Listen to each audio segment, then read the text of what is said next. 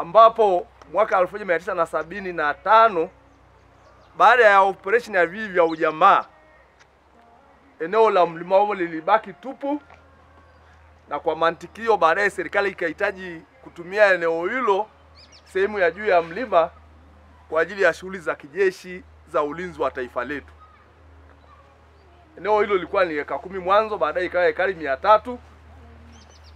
Lakini baadaye mwaka 1983 Waziri Mkuu Edward Moringe Sokoine alipotembelea eneo lile, kambi ile, akaamua kwa manufaa mazuri ya ulinzi wa taifa kwamba wananchi hawawezi kuchanganyika na wanajeshi.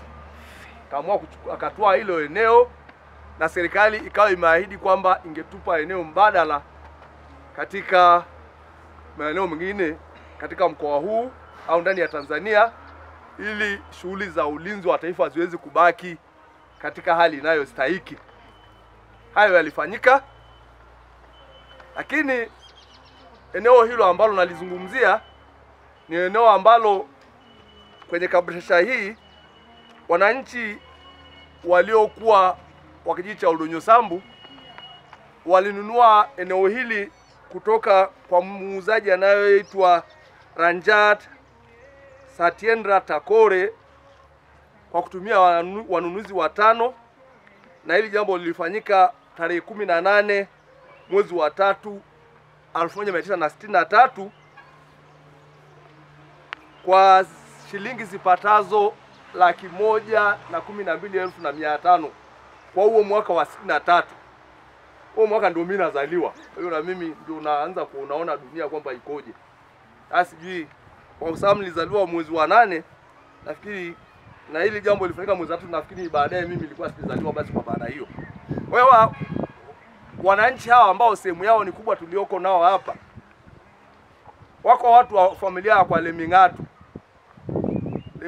Hebu naomba msimame kama mpo. Yule mama yule, simama. Familia ya kwa Lemingatu. Familia yule mama Ngereza aliyetuombea yuko wapi? Kama aliyetuombea.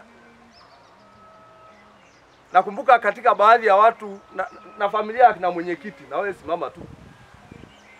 Na wala watu wengine ambao siwezi kuwakumbuka, hawa ndio walikuwa wanaishi juu ya kule mlima. Mashamba hayo yalikuwa yako huko. Hayo katika hiyo operation walitoka na baadhi ya watoto wao walikuwa wamezaliwa, kwa sababu watu walitoka huko mwaka wa 76, 75. Kwa hiyo baada ya eneo hili kutwaliwa kwa manufaa ya taifa, serikali iliahidi kutupa shamba mbadala, na hayati baba wa taifa Julius Kambarage Nyerere, kabla hajang'atuka madarakani, akiwa mwenyekiti wa chama na rais, alitoa shamba hilo, na katika mwaka wa 1985 katika kikao ambacho kilifanyika katika ikulu ndogo kama ambavyo baadhi ya kumbukumbu zetu zinaonyesha, na shamba lililokuwa limetolewa lilikuwa ni shamba lenye ukubwa wa ekari 10,000, lakini pale akaagiza kwamba chuo cha NVTC Oljoro wapewe ekari 200. Hayo yalitekelezwa, lakini baadaye ili uongozi wa mkoa pamoja na halmashauri ya wilaya ya Rumeru waliamua kuchukua baadhi ya maeneo, kwa maana ya shamba la namba 4, namba 2 na namba 9 yakawa ni mashamba ambayo ni ya chuo kile cha NVTC Oljoro. Lakini baadaye mashamba haya kwenye miaka ya 2000 nayo yalikuja yakauzwa baadaye. Nafikiri wale watu chuo wamebakiziwa eneo shamba la namba 9 peke yake. Katika muktadha huo, kijiji cha Oldonyosambu kilipewa mashamba namba 1, namba 5, namba 13 pamoja na namba 10, yote yakiwa ni yana ukubwa wa ekari 6,654. Baadaye chini ya uongozi wa Kanali Tarimu aliyekuwa mkuu wa mkoa, hati miliki zilitolewa katika mashamba hayo. Hiyo wananchi wa Oldonyosambu mpaka tunapozungumza, bahati nzuri dokumenti hizo ziko katika ofisi ya msajili wetu, ya kamishna wetu wa ardhi, ziko pale mkoani. Mmoja tulifanikiwa kuziona, bado zinaendelea kusoma kwamba ni hati miliki halisi kwa wananchi, kwa ajili ya wananchi wa Oldonyosambu. Tunapozungumza hapa, wengi walioko hapa ni wananchi ambao hawakufanikiwa kupata mashamba, kwa sababu eneo kubwa la shamba hilo liko namba 10 na namba 13 ambao kuna ekari karibu 1400, ambao katika taratibu za kwenda huko watu walikutana na mkong'oto, na watu baadhi hao wamepata vileo vya kudumu. Yuko mzee Leiano hapa, naomba usimame. Alikuwa na shamba namba 13, alikutana na mkong'oto mkubwa. Lakini yuko mzee, yule mzee naye alikutana na mkong'oto mkubwa.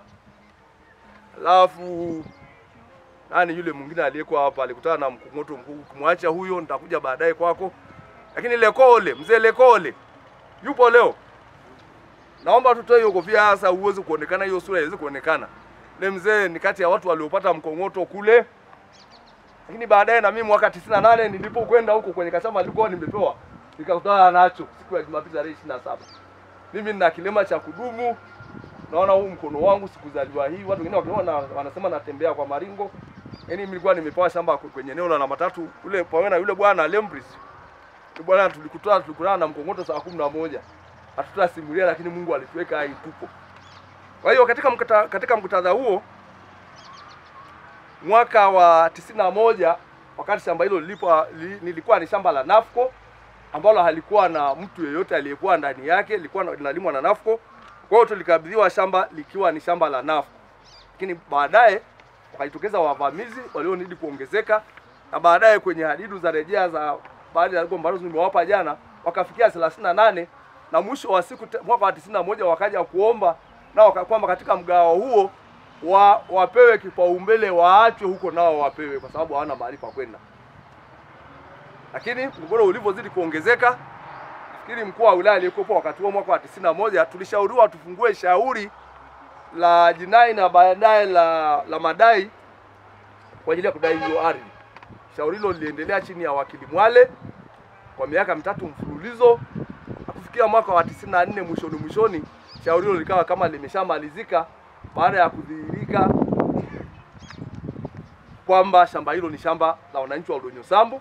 Na katika mchakato huo mpima ardhi anayeitwa Heri Makiao, nafikiri ni kati ya watu waliohojiwa, mkurugenzi Kirita akahojiwa, na watu wengine wote ambao pamoja na aliyekuwa mtendaji wa kijiji pamoja na meneja wa kijiji chetu, kwa sababu kuna kijiji cha ujamaa. Wote kumbukumbu zinaonyesha walihojiwa, na baadaye ikaonekana kwamba beyond doubt shamba la wananchi wa Oldonyo Sambu. Lakini tunapozungumza wananchi ambao wako Oljoro wapo ambao walipata maeneo ambayo hayakuwa na migogoro, ni wananchi wapatao 90 na familia zao, na nafikiri wameendelea kuongezeka huko walipo kwa jinsi Mungu alivyowasaidia kuongezeka.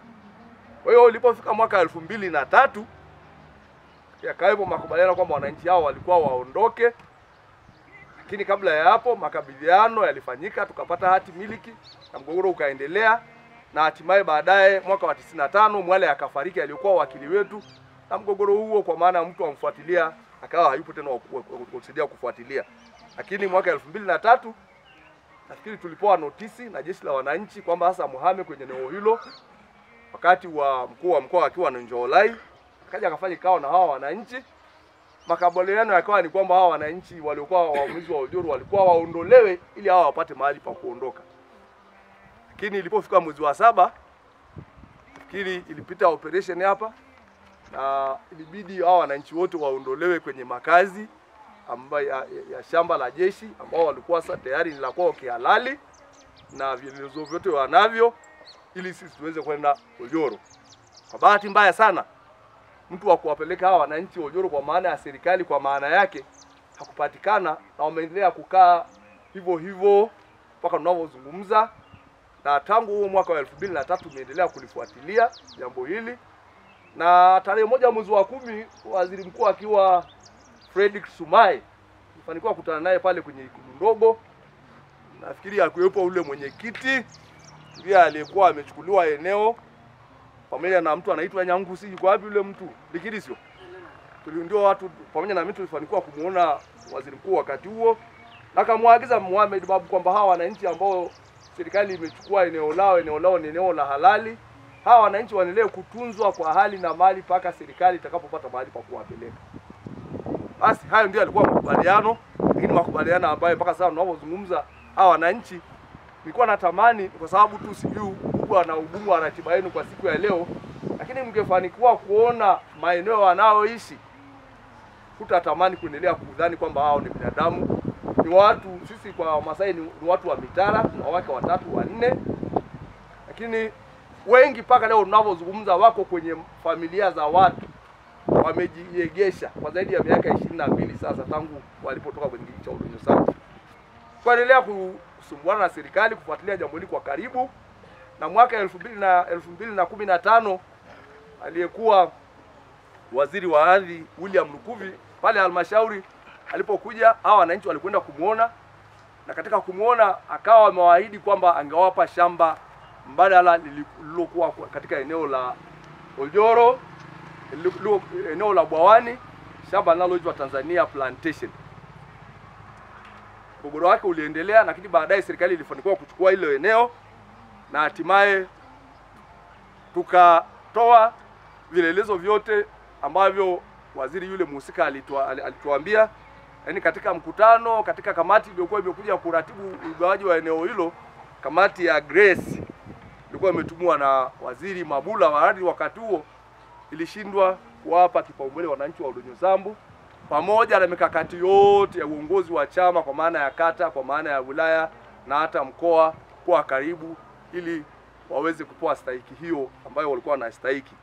Kwa hiyo katika ile shamba liligawanywa, sijui kama wakaacha baadhi ya maeneo, nafikiri ekari karibu 3500 ilibakizwa kwa ajili ya kilimo cha mkonge, na wananchi wakawa wamebaki bila ardhi. Hawana ardhi ya Oldonyosambu, sababu hiyo ni halali ya jeshi, lakini hawana ardhi ya Oljoro sababu aliyepasa kuwapa hakutekeleza wajibu wake, na mwisho wameendelea kubaki wakiwa wakimbizi katika nchi yao nzuri ya Tanzania, nchi inayoongozwa na Mama Dr. Samia Suluhu Hassan katika awamu zote 5 mpaka ya 6 hii, na kilio chetu kaendelea kuwa hicho.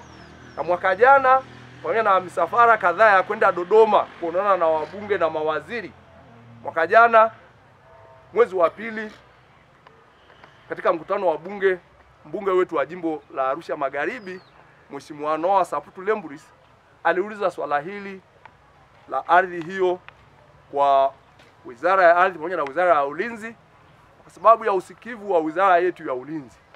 Akaja baada akaunda tume yake, na ndipo tulipompata Kanali Mgugule ambaye alikuja kufuatilia jambo hili, na tukatembea kwenye hizo ofisi zote kuhakikisha juu ya yale mambo ambayo yalikuwa yamesemwa. Alijihakikishia, tukafika kwa ofisi ya kamishna wa ardhi pale mkoani, na Mungu saidia, wakati huo ndipo alipokuwa anakuja waziri wa ardhi aliyekuwepo Jerry Silaa.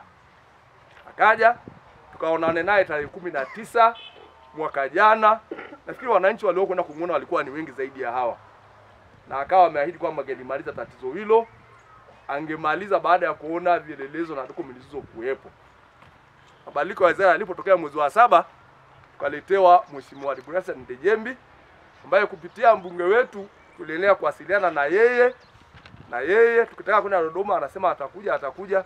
Shughuli za kibunge za mawaziri ni nyingi, na mwisho wa siku tarehe 6 mwaka huu mwezi wa 3, siku mbili kabla ya siku ya wanawake duniani, akaja katika jiji letu la Arusha, na wananchi hao walifanikiwa kumuona.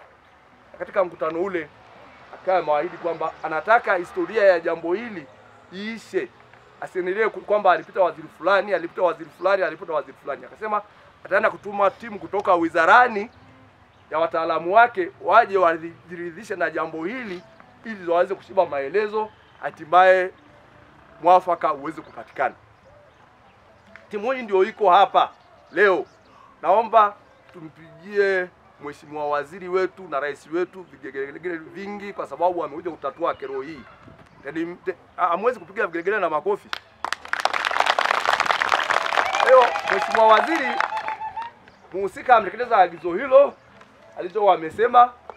Bahati nzuri tulimsubiri na hawa wananchi wakanisumbua sana ilipofika tarehe 19. Hiyo tarehe 19 kwa kweli Mungu anajua, kama kuna siku nilipata simu nyingi duniani ilikuwa ni siku ile tarehe 19, kwa sababu sikuwa na majibu ya waziri na sikuwa na majibu ya mtu yoyote. Naye alipa namba zake za simu, akaniambia tuwasiliane na katibu mkuu Sanga. Ikafika najua mlikuwa na jambo kubwa pale Dodoma la uzinduzi wa masuala yenu ya ardhi katika jambo ambalo lilikuwa limefanywa na rais wetu. Kwa katika mkutano huo wamefika, tumeonana nao jana, nimewapa sehemu ya maelekezo madogo sana ya kwangu ya mdomo, lakini wamepitia kumbukumbu za mchakato huu tangu ulipoanza, na wamepitia kumbukumbu hata za ufuatiliaji wa viongozi mbalimbali wa kitaifa, na wamepitia kumbukumbu vile vile za upande wa mashauri hayo lilipokuwa limekwenda mahakamani. Hizo kesi 3 za 57, 58 na hata ya 60 wamepitia zote na wanaendelea kupitia ili wajiridhishe. Baada ya kusema hayo, mheshimiwa mgeni wetu aliyefika, kilio cha wananchi hawa ni shamba mbadala, kwa sababu walikuwa wametolewa na kuahidiwa kwamba wangepewa shamba mbadala. Jambo lingine ambalo nipenda nilisema kabla sijaenda kukaa, shamba hili lilifanywa tathmini karibu mara tatu. Na tathmini ya mwisho ilifanyika mwaka 2002 kabla zoezi la hamishahamisha halijafanyika. Baada ya zoezi la kuhamishahamisha lilipofanyika mwaka wa 2004 na 2005, wale wananchi ambao miti yao walikutwa wakiwa na nyumba, walikuwa wakiwa wamefanya maendelezo juu ya ardhi, na nafikiri baadhi yao wako hapa, walipewa fidia ya yale maendelezo yaliyokuwa yamefika juu ya ardhi. Na lakini wakati wakihitaji mahali pa kwenda, kama makubaliano yalivyokuwa, wakawa wamekosa mahali pa kwenda, na mimi wakaendelea kunikosesha usingizi. Na mimi kama kiongozi wao nikaamua kutunza hizi kumbukumbu na kuendelea kuwasiliana na serikali yangu sikivu na Dr. Samia Suluhu Hassan na viongozi wake wote, nikiamini kwamba jambo hili litaendelea kufikia mwafaka ili hawa watu wapate mahali pa kwenda. Maisha wanaoishi sio maisha ya kawaida. Baada ya kusema hayo, naomba kuwasilisha. Asante sana.